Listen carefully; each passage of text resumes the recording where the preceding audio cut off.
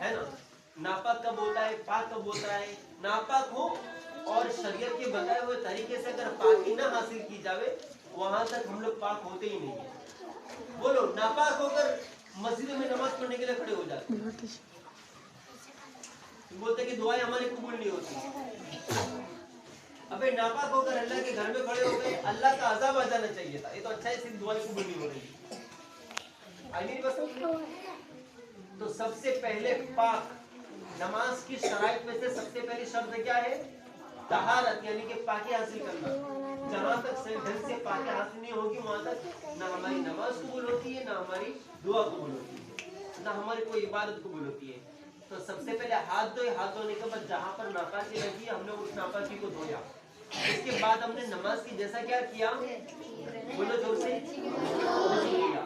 फिर 3 मरतबा पानी हमने सीधे कांधे पर डाला, फिर 3 मरतबा पानी हमने दाबे कांधे पर डाला, फिर 3 मरतबा हमने पानी सर से लेकर पैर तक बहाया, फिर पूरे बदन को तेल की तरह अच्छी तरह रगड़ा, और उन जगह पर भी हाथ से तुम रगड़े जहां पर आसानी से पानी पहुंचता नहीं है। जैसे कि 2 हाथ के नीचे बगल, वहां पर आसानी से पानी पहुंचेगा नहीं, तुम हाथ से धोगे तब वहां पर खुलेगा।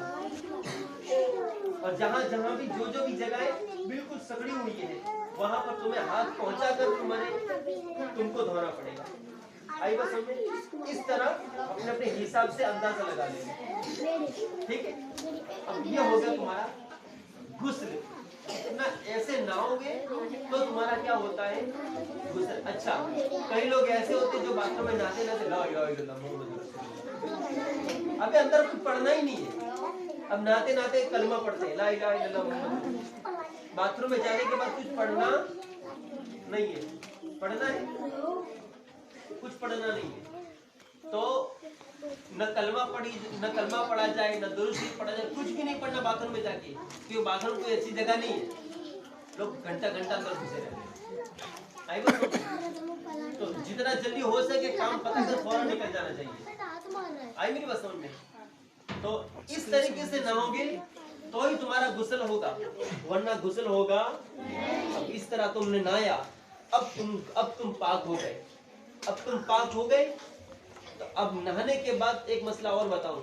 अब नहाने के बाद जैसे नमाज का टाइम हो गया, फजर में तुमने नहाया, और फजर में तुम नहा के निकले, तो नहाने में तुमने वुजू भी कर लिया। अब तुम्हारा वुजू टूटा नहीं और तुम मस्जिद में चले गए, और मस्जिद में जाने के बाद अलग से तुमको वुजू करने की जरूरत नहीं है। तुमने जो नहाया था ना, उसमें जो तुमने वुजू किया था, वो वुजू वहां पर काफी हो जाएगा। समझ गए मेरी बात? तो इस तरह नहाना होता है। कितने लोगों को याद हो गया? हाथ उठाओ। माशाल्लाह, सब लोगों को याद हो गया ना? हो गया सब लोग याद? इसी तरह गुस्ल होगा कि नहीं होगा? इसी तरह गुस्ल करने का, बगैर गुस्ल के और बगैर वुजू के कुरान को और अम्मा को हाथ लगाया जाता नहीं, बहुत गुनाह होता है। तो सबसे पहले इसकी तरफ ध्यान दिया जाए कि सही ढंग से पाकी हासिल करें, ठीक है। तो इंशाल्लाह आधी रविवार को ये चीजें तुमको प्रैक्टिकल करनी है, यहाँ पर नहीं करनी है, तुम्हारे घरों पर। जो मैंने सिखाया ना, अब जब भी तुम लोग नहाने बैठो तो जो मैंने सिखाया वो चीजें याद रखकर उसी तरह तुम प्रैक्टिकल कर लेना, ताकि तुम्हें कंप्लीट इसको क्या हो जाए।